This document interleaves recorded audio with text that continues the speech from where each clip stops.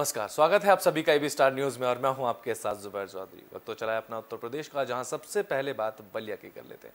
आपको बता दें कि बलिया में पेपर लीक मामले में पत्रकारों की रिहाई की मांग को लेकर कई संगठनों ने बलिया बंद का ऐलान किया। यूपी बोर्ड में 12th की अंग्रेजी पेपर लीक मामले में पत्रकारों की रिहाई अब तक नहीं हुई है। पत्रकारों की रिहाई की मांग को लेकर कई संगठनों ने शनिवार को बलिया बंद का ऐलान किया। लोगों ने बाइक मार्च निकालकर रिहाई की मांग रखी। निर्दोष पत्रकारों की रिहाई और जिलाधिकारी इंद्र विक्रम सिंह और पुलिस अधीक्षक राजकरण नायर के निलंबित के लिए संयुक्त पत्रकार संघर्ष मोर्चा के आंदोलन के समर्थन में बलिया बंद का असर से पूरे शहर और कस्बों तक दिखाई दिया। सुबह से सारी दुकानें बंद नजर आई। चौक चौराहों पर जमा लोग जिला प्रशासन के खिलाफ नारेबाजी करते दिखाई दिए। तो वहीं बलिया बंद को जिले के विभिन्न महाविद्यालयों के छात्र संगठनों और व्यापारी संगठनों ने भी समर्थन दिया।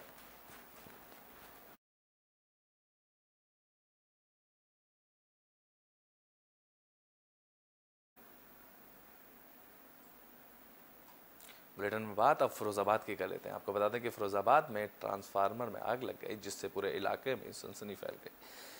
सुखाबाद नगर के रेलवे स्टेशन रोड के पास सड़क किनारे ट्रोला में रखे ट्रांसफार्मर में भीषण आग लग गई, जिसके बाद सड़क पर अफरा तफरी मच गई। धू धू कर जले ट्रांसफार्मर की आग की चपेट में आने से लकड़ी के सामान की दुकान का सामान जलकर राख हो गया।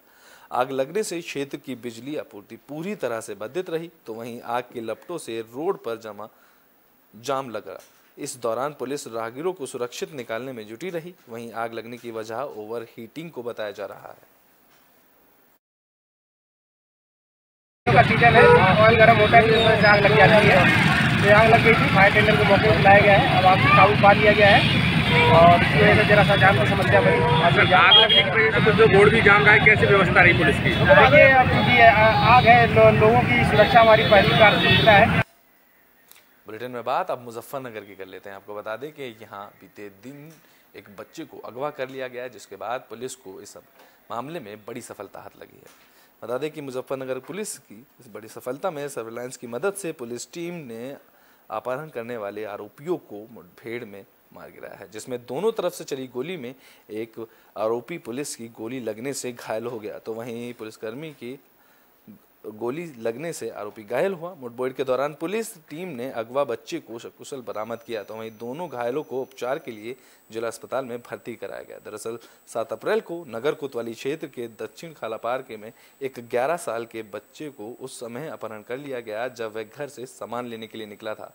इस दौरान आरोपियों ने एक दुकान में लगे CCTV कैमरे में कैद हो गए। इस मामले की घटना की शिकायत पर पुलिस ने तुरंत ही आरोपियों पर मुकदमा दर्ज कर अपनी आगे की कार्रवाई शुरू की। तो वहीं अब इस कार्रवाई में पुलिस ने भाग रहे दोनों आरोपियों को मुठभेड़ में घायल किया और दोनों का इलाज जिला अस्पताल में किया जा रहा है। बच्चा जी इनसे मिला, पूरी टीम ने कोशिश करी, मेहनत करी, रात दिन मेहनत करी। 8 दिन से रात दिन मेहनत कर रहे। फिरौती मांगी गई थी तुमसे? जी, मेरे से फिरौती मांगी गई थी। यूँ कहा था 1 लाख रुपए दे। अब जब 1 लाख रुपए मांगे इन्होंने, तो मैंने सूचना चौकी में करी, चौकी इंचार्ज साहब को इन्हें बताया मैंने। ये तकरीबन 8 दिन पहले थाना कोतवाली क्षेत्र से एक बच्चा जिसकी उम्र तकरीबन 11 साल है, वो घर से कुछ सामान लेने के लिए घर से निकला था। उसी समय उसका एक युवक के द्वारा अपहरण कर लिया गया था, जिसमें कोतवाली में मुकदमा दर्ज हुआ और SSP सर के निर्देशन में उसमें टीमें गठित की गई और कोतवाली पुलिस ने आज उसमें बहुत ही तत्परता से बहुत अच्छा उसमें काम किया है। उस बच्चे को सकुशल बरामद किया है। बुलेटिन में बात अब संभल की कर लेते हैं। आपको बता दें कि संभल में एक शख्स का वीडियो सोशल मीडिया पर वायरल हुआ, जिसकी कमर पर तमंचा लहराता नजर आ रहा। बता दें कि संभल में पीला खदाना के योगेश प्रजापति नाम के शख्स का एक फोटो सोशल मीडिया पर तेजी से वायरल हो रहा है। वायरल होते फोटो में शख्स अवैध तमंचे को कमर पर लगाया दिखाया जा रहा है।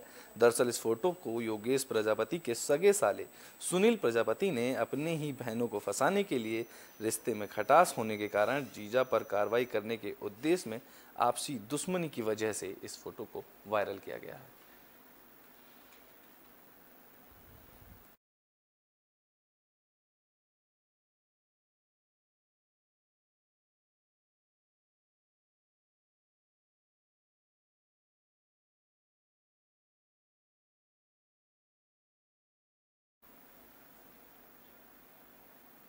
बुलेटिन में बात अब बिजनौर की कर लेते हैं। आपको बता दें कि यहाँ 2 छात्रों में जमकर मारपीट दिखाई दी। बता दिया बिजनौर के थाना नजीराबाद क्षेत्र के एमडीएस इंटर कॉलेज के स्थित टीला मंदिर के पास छात्रों के 2 पक्षों में किसी बात को लेकर कहासुनी हो गई, जिसके बाद जमकर लाठी डंडे चलाए गए, जिसमें एक छात्र गंभीर रूप से घायल हो गया, जिसको स्थानीय पुलिस ने लोगों की मदद से अस्पताल में भर्ती कराया।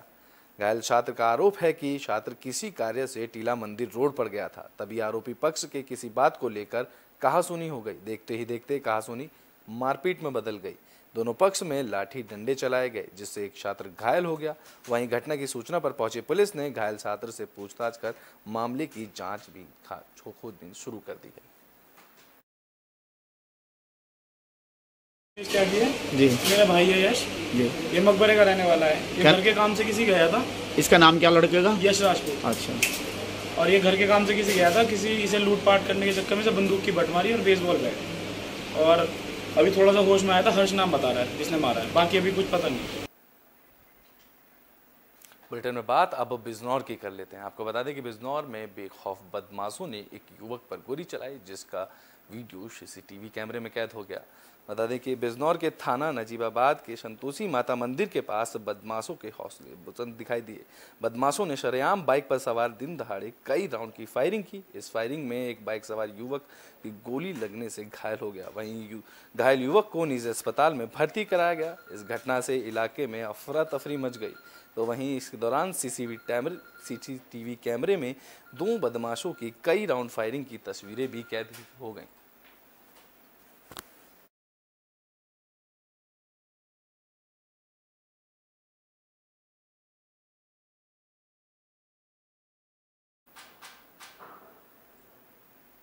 बुलेटिन में बात अब फिरोजाबाद की कर लेते हैं। आपको बता दें कि यहाँ एक वैक्सीन का बॉक्स लावारिस मिला, रोड पर मिला। तो वहीं फिरोजाबाद के सदर बाजार के खिड़की में शनिवार को वैक्सीन से भरा हुआ डिब्बा लावारिस पड़ा मिला, जिसके बाद इसको लेकर वहीं क्षेत्रीय लोगों ने बताया कि आए दिन वैक्सीन के डिब्बे यहाँ पड़े रहते हैं। सुबह कोई वैन आती है तो यह डिब्बा यहाँ डाल जाती है और पूरे दिन डिब्बा लावारिस पड़ा रहने के बाद शाम को मोटरसाइकिल पर कोई आता है और इस डिब्बे को उठाकर ले जाता है। लोगों का अंदेशा है कि यह वैक्सीन किसी के लगाई जाती है जब बस कागजों पर खाना पूर्ति कर दी जाती है। वहीं इसको लेकर सीएमओ फिरोजाबाद को स्थिति से अवगत कराया गया तो उन्होंने बताया कि उन्हें इसकी जानकारी नहीं थी। बता दें कि इसके बाद एएनएम आरती मैडम ने खुद ना आकर किसी लड़के को भेजकर वहां से डिब्बा उठाया गया। तो अब सवाल ये है कि अगर ऐसी स्थिति में वैक्सीन खराब हो जाए और वही वैक्सीन पब्लिक को लगा दी जाए तो इसके क्या परिणाम होंगे और इसका जिम्मेदारी प्रशासन में से कौन लेगा। हमें क्या पता, मुझे तो पता है यहाँ पर तो मुझे उतार गया, वहाँ उतारना चाहिए। तो ये आपको उस जगह कहनी चाहिए, आपने उस जगह कही है, उसने बता दिया यहाँ पे। तो आपने इस बात की कंप्लेंट करी है ऊपर? मैंने कंप्लेंट ना नहीं तो आप कौन है लेने वाले? बुलेटिन में बात अब मथुरा की कर लेते हैं, जहां समाधान दिवस मनाया गया। इस समाधान दिवस पर सभी लोगों की परेशानियां सुनी गई। तो वहीं मथुरा में लगी आचार संहिता के बाद पहला समाधान दिवस शनिवार को ब्लॉक सदर में मनाया गया, जिसमें जनता की शिकायतों की सुनवाई की गई। तो वहीं दरअसल जिलाधिकारी नवनीत चहल के निर्देशन में एसडीएम और तहसीलदार सहित जिले के कई आलाधिकारियों के समाधान दिवस के मौके पर जनता की सुनवाई की। इस मौके पर 13 शिकायती पत्रों का समाधान करने के आदेश दिए गए। जिलाधिकारी नवनीत चहल ने बताया कि चुनावों के बाद 5 तहसीलों में समाधान दिवस आयोजित किया गया। अभी तक 13 शिकायत आई हैं और इन शिकायती पत्रों पर संबंधित अधिकारियों को जल्द से जल्द समाधान के आदेश दे दिए गए हैं। आदर्श आचार संहिता क्योंकि अब निष्प्रभावी हो गई है, तो उसी के क्रम में जनपद में जो आज तहसील दिवस है या संपूर्ण समाधान दिवस है उसका आयोजन अब होना शुरू हो गया है। तो आज यहाँ पर सभी 5 तहसीलों में जनपद मथुरा की समाधान दिवस का आयोजन किया जा रहा है और यहाँ पर जनपद मथुरा की सदर तहसील में आज हम यहाँ पर उपस्थित हैं। तो पहली बार अब इलेक्शंस होने के बाद संपूर्ण समाधान दिवस का आयोजन यहाँ किया जा रहा है। अभी तक 13 एप्लीकेशंस यहाँ पर आई है। समाधान दिवस अभी गतिमान है। तो जैसे जैसे एप्लीकेंट्स आते जाएंगे उनकी एप्लीकेशंस को त्वरित निस्तारण के लिए संबंधित अधिकारियों को प्रेषित किया जा रहा है। इन 13 एप्लीकेशंस में से एक एप्लीकेशन के ऊपर अभी साथ ही में कार्रवाई। बुलेटिन में बात अब प्रतापगढ़ की कर लेते हैं। आपको बता दें कि यहाँ एक व्यापारी के साथ 2 बदमाशों ने लूट की घटना को अंजाम दिया। प्रतापगढ़ के जेठवाड़ा थाना के नारायणपुर के भैया का सराय मोड़ के पास साइकिल से जा रहे सराफा व्यापारी अमृतलाल सोनी के 2 अपाचे सवार लुटेरों ने बीच सड़क पर ही लूट की वारदात को अंजाम दिया। तो वहीं लूट का विरोध करने पर लुटेरों ने उन्हें गोली मार दी। व्यापारी के पैर पर गोली मारकर ज्वेलर से भरे बैग जिसमें 6 ग्राम सोना 400 ग्राम चांदी लूटकर लुटेरे फरार हो गए। वहीं दिन दहाड़े हुई लूट की इस घटना से पूरे इलाके में हड़कंप मच गया। घायल व्यापारी को स्थानीय अस्पताल में ले जाया गया, जहां से प्राथमिक उपचार के बाद डॉक्टरों ने उन्हें मेडिकल कॉलेज रेफर कर दिया। वहीं इस मामले की सूचना के बाद पुलिस जांच में जुट गई है। अमृतलाल सोनी से क्या घटना हुई है? घटना हुई कि घर से हमारे करीब 1 किलोमीटर 100 किलोमीटर के आसपास में भैया का सराय मोड़ है सर जी। पीछे से अपाची वाले आए और हमको ठेल दिए जी। बोले मादर जो रोक रोक रोक ऐसे करके उनको ठेलने पर मैं गिर गया और उसके बाद मैं साइकिल में अपने हाथ लगाने चला तो मेरे को गोली मार दिया। घर कहाँ है आपका? घर महाराजगंज है सर, अमरौना महाराजगंज।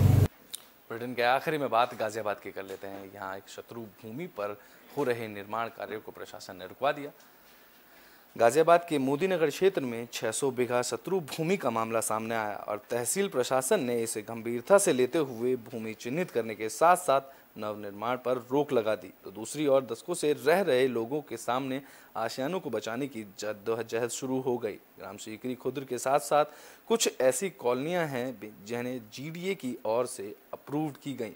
लोगों को कहना है कि उनके गांव के लोगों ने देश की आज़ादी में शहादत दी और उनकी भूमि शत्रु भूमि कैसे हो सकती है, जबकि अभी तक भी संपत्ति के तमाम कागजात उनके नाम दर्ज हैं, जिसे अब तहसील प्रशासन की ओर से शत्रु भूमि में बदल दिया गया है, जिसका विरोध दर्ज करने के लिए क्षेत्र के सैकड़ों लोगों ने तहसील परिसर में पहुंचकर उप जिलाधिकारी सुंभागी शुक्ला को ज्ञापन सौंपा और कार्रवाई पर रोक लगाने और दोषी अपराधियों पर कार्रवाई की बात कही।